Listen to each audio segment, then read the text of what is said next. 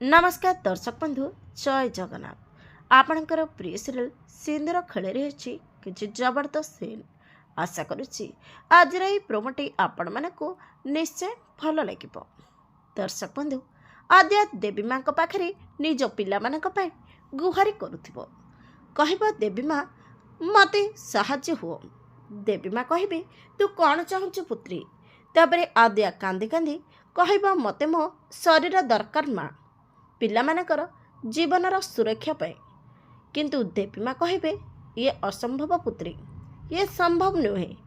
तापरे आद्या कहिबे मु किछि भी सुनिबा को चाहुनी माँ, मते पास खाली मो पिलामानकर सुरक्षा पाए दरकार।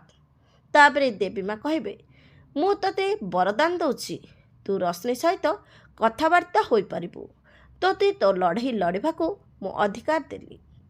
हेले दर्शक बंधु आपण को आज आद्या को देवी मांकर वरदान देवर देखि केमिति खुशी लगिला कमेंट माध्यम जनातु।